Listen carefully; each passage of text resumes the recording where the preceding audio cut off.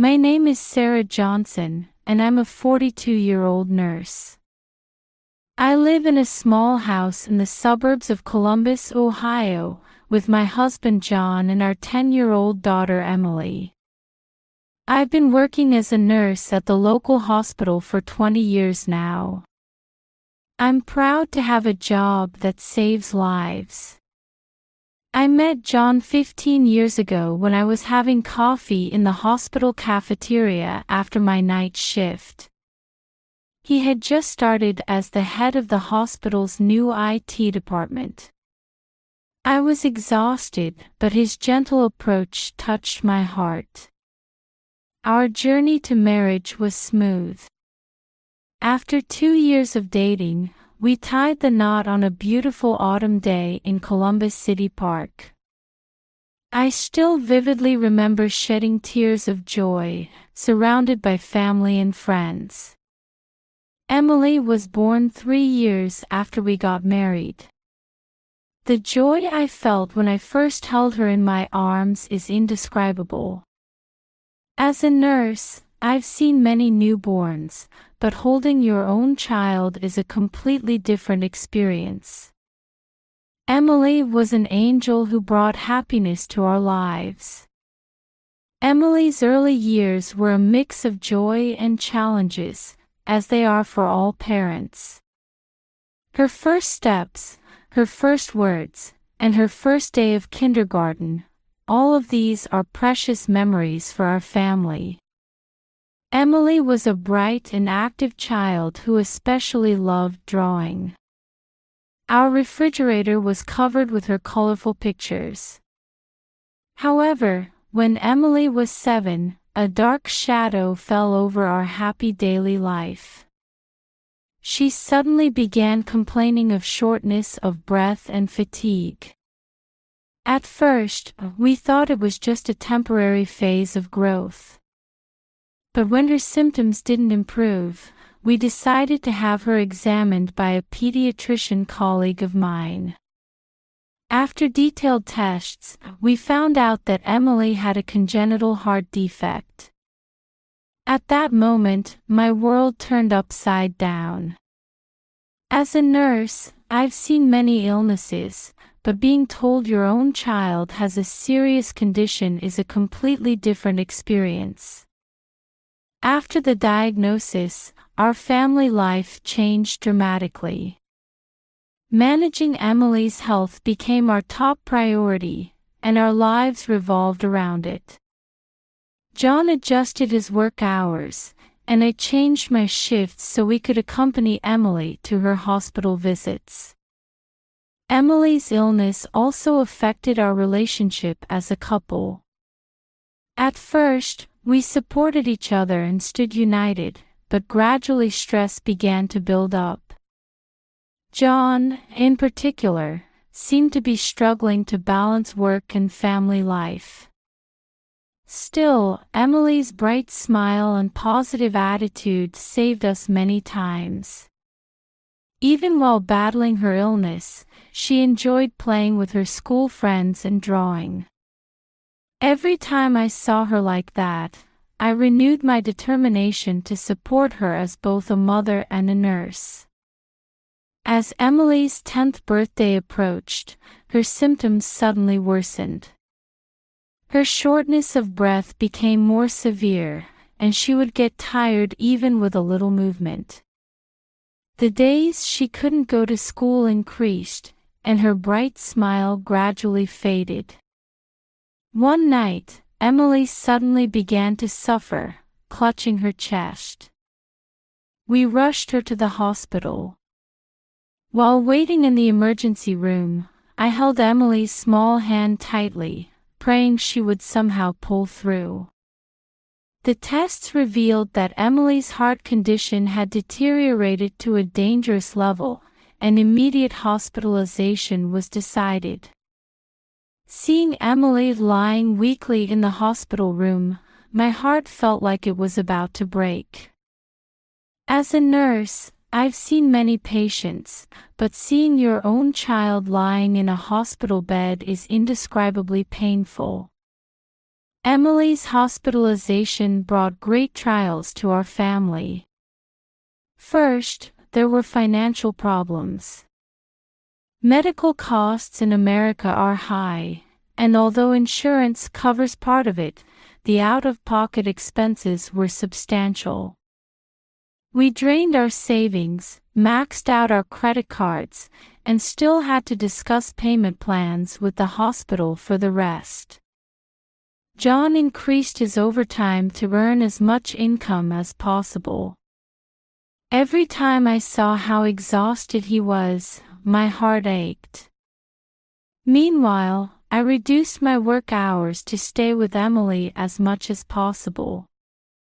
Fortunately, my supervisors and colleagues at the hospital were understanding and helped adjust my shifts. However, not only financial problems but also mental stress began to weigh heavily on us. John became increasingly irritable due to work pressure and family issues. I felt the gentle and caring husband I once knew slowly disappearing. John began to express dissatisfaction with me spending many nights in Emily's hospital room. Who's going to take care of the house? What about my meals? Every time he threw such words at me, I felt deep sadness. I couldn't understand why he would say such things when Emily's life was in danger. In the midst of this, John's mother, Margaret, decided to come help at our house. At first, I thought it would be helpful, but Margaret's presence created new tensions. Margaret believed that Emily's illness could be cured by positive thinking. She didn't believe in modern medicine and insisted that herbal teas and vitamins could cure the disease. As a nurse, such unscientific ideas were unacceptable to me. Moreover, Margaret frequently interfered with my housework and child-rearing methods. "Sarah, you're spoiling Emily too much. With this kind of cooking, you'll never keep John's stomach happy." Being bombarded with such words almost daily, my confidence gradually crumbled. John took his mother's side and began to blame me. "Listen to Mom more. Mom has a lot of experience, you know." Every time he said such things, I felt overwhelmed by loneliness. The tension in the household increased day by day. The time I spent in Emily's hospital room felt more peaceful in comparison. But even in the hospital room, Margaret's influence extended. She tried to make Emily drink herbal tea against the doctor's orders and attempted to remove her for. I stopped her many times, but each time I was scolded by John. "Mom is doing what she thinks is best. Why can't you understand that?" In this situation, I was plagued by deep feelings of loneliness and helplessness. Why couldn't the family unite when our beloved daughter's life was at stake? Why weren't my professional knowledge and maternal instincts respected? Such questions gnawed at my heart daily. Still, I told myself I had to be strong for Emily's sake. I had to overcome this ordeal to protect her smile and for her future. However, I had no idea at the time that this journey would be more difficult than I could imagine. About 2 months into Emily's hospital stay, things took a turn for the worst. That day, I was exhausted after my night shift but headed to Emily's room to check on her. When I entered the room, I saw John standing by Emily's bed. "There, Emily. This will make your mind stronger." The moment I sensed something off about John's voice, he began pouring boiling water over Emily's head from the pot he was holding. I screamed and immediately rushed to Emily. "John! What are you doing?" Emily was crying out in pain, her small body shaking. Thanks to my nursing training, I was able to start first aid immediately. I cooled the area where the hot water had fallen with a cold towel and called for help from my fellow nurses. This incident was the moment when something broke decisively within me. How could my loving husband do such a cruel act? While I couldn't understand it rationally, deep down, I felt that this was the result of the stress that had been building up for a long time and his mother's influence. John had been feeling strong pressure at work recently. With his company's restructuring, his department was downsized, and he was anxious about possibly losing his job. In the midst of this, his mother Margaret was imposing old-fashioned values on him, saying things like, "A man must be strong," and "Showing emotions is a sign of weakness." "Sarah, this is proof of love. To make Emily strong, we sometimes need to be harsh." John tried to excuse himself, but I no longer had the capacity to accept his words. As a nurse and as a mother, I cannot overlook child abuse. However, surprisingly, even after this incident, John and his mother tried to leave for their planned trip. "I found a hot spring therapy that will be good for Emily. We'll go first, and then we'll take Emily there." Margaret said this and started packing her bags as if nothing had happened. John agreed, saying, "It'll help me relieve work stress too, so I'm going." I was stunned. How could they go on a trip when our daughter was seriously injured? But I couldn't stop them. As I watched them leave, something decisive changed within me. While focusing on Emily's treatment, I thought deeply about my own life. As a nurse, my mission is to protect patients' safety and health. But I felt deep guilt for not being able to protect my beloved daughter. At the same time, I keenly felt how important my knowledge and experience as a professional were in this situation. My nursing skills were very helpful in treating Emily's injuries and providing emotional care. Still, I struggled daily between my emotions as a mother and my coolness as a professional. On the third day after John and his mother left for their trip, I made a momentous decision. I could no longer continue this marriage. If I were to prioritize Emily's safety and health, divorce was an unavoidable option. Before reaching this decision, I spent many sleepless nights.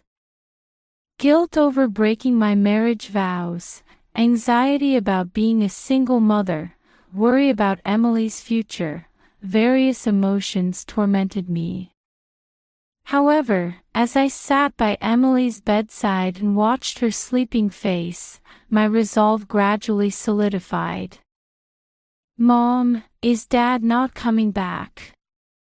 To Emily's innocent question, I gently answered, "Dad is on a journey to find his own path right now. But it's okay. Mom will always be by your side." The moment I uttered those words, a quiet determination sprouted in my heart.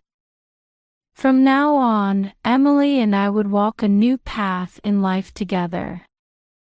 The day after making my decision, I contacted Jennifer Brown, a reputable local divorce lawyer. Ms. Brown understood my situation and immediately sprang into action. "Sarah, your situation is serious. But don't worry. We'll find the best solution, prioritizing Emily's safety." Encouraged by Ms. Brown's words, I decided to proceed with the legal process. Child custody issues, property division, and above all, securing funds for Emily's treatment, there was a mountain of things to consider. At the same time, I began preparing to sell our current house. There were many memories in this house, but I needed to let it go for a new start. Tom Wilson, the real estate agent, understood my situation and acted quickly. With this location, we should find a buyer soon. I'll do my best to sell it at a high price. Mr. Wilson's words gave me a small sense of relief. If we could sell the house for a good price, it might cover part of Emily's medical expenses. I also worked on arranging a new place to live. I looked for a property that was convenient for Emily's hospital visits and close to my workplace. Fortunately, I found a small apartment near the hospital and was able to sign a contract immediately. Throughout these preparations, I always put Emily first. Creating an environment where I could focus on her treatment and giving her a sense of security were my top priorities. Emily, we're going to move to a new house. It's close to the hospital, and there's a park you like right nearby. Emily looked a bit anxious, but she gradually accepted it as I explained. Mom, will you stay with me in the new house too? Of course, Emily. Mom will always be by your side. As we exchanged these words, I felt anew the strength of my resolve. The road ahead would certainly not be smooth. But I was prepared to overcome this ordeal for Emily's sake, and for my own. I also decided to become more deeply involved in Emily's treatment, utilizing my experience as a nurse. I intended to work closely with her primary doctor and other medical staff to do my utmost to provide Emily with the best treatment. Let's do our best, Emily. Mom will do her best too. Together, we'll overcome this illness. Holding Emily's small hand tightly, I prepared to take a step into a new life. Unknown difficulties might be waiting for us. But to protect Emily's smile, I was ready to walk this path no matter what. John and his mother Margaret returned from their week-long trip the day after I had completed moving to our new home. They unknowingly parked their car at the spot where our former home had stood. However, there was no longer a house there. It had become an empty lot. What is this? John's shocked voice echoed through the quiet neighborhood. Margaret also stood with her mouth open, unable to believe the scene before her eyes. They hurriedly tried to contact me on my cell phone, but I had already changed my number. Eventually, John called the hospital where I work. At that time, I was spending time in Emily's hospital room. Sarah. What on earth is going on? What happened to the house? Where are you two? John's voice, filled with anger and confusion, broke the quietness of the hospital room. I answered calmly, John, Emily and I have decided to live in a new place. We're never coming back. What? Don't be ridiculous. Come back right now. I'm sorry, John. But this is not a joke. Your lawyer should be contacting you. On the other end of the phone, I heard John gasp. Even over the phone, I could sense his inability to accept the reality. After that, angry phone calls from John and his mother came repeatedly. They criticized my actions and even uttered threatening words. But I was no longer wavering. A few days later, John received the divorce notice. After a long silence, he called with a voice mixed with disappointment and anger. "Sarah, why? Weren't we a family?" I took a deep breath and answered, "John, our family ended the moment you poured boiling water on Emily. Emily's safety is the most important thing." On the other end of the phone, I could sense John slowly accepting the reality. Finally, he said in a small voice, "I understand. I really did something terrible, didn't I?" Hearing those words, a small sense of relief sprouted within me. At least, John seemed to have begun to understand the gravity of his actions. After this incident, contact from John and his mother gradually decreased. Occasionally, short messages asking about Emily's condition would come. I made sure to secure Emily's safety while being careful not to completely sever her relationship with her father. While prioritizing Emily's recovery, our new life began to take shape little by little. Our new home was a small apartment right near the hospital. On moving day, Emily sat in her wheelchair, looking around the new room with interest. "Mom, is this our new home?" Emily's voice was mixed with anxiety and expectation. "Yes, Emily. This is where our new life begins." I gently hugged her shoulders. The beginning of our new life was by no means easy.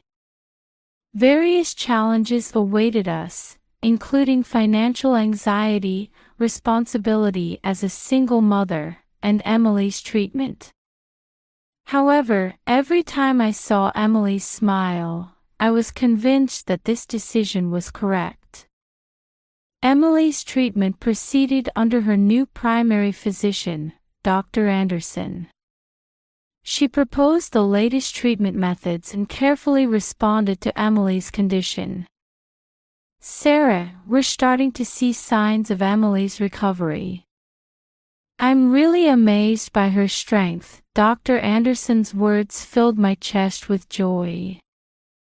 Indeed, Emily's condition was gradually improving. The distance she could walk increased, and her appetite returned. We had more opportunities to see her smile. Support from the local community also became a big help for us. The people in the neighborhood warmly welcomed us and helped us in various ways. The Jones couple living next door looked after Emily when I had night shifts. "Sarah, you're a strong woman. If there's anything we can do, just let us know," Mrs. Jones told me. The church community also warmly accepted us. After Sunday Mass, many people approached us and offered words of encouragement. Sometimes they even brought us meals. Balancing work and child-rearing was challenging, but thanks to the understanding and cooperation of my hospital colleagues, I managed to make it work. I adjusted night shifts and day shifts to spend as much time as possible with Emily. "Sarah, I'm impressed by your hard work. Take care of your own health too, for Emily's sake." When senior nurse Martha said that to me, I almost burst into tears. Thus, little by little, our new life began to get on track. Emily's smiles increased, and I myself was able to start looking forward and moving ahead. There were many difficulties, but each time we overcame them,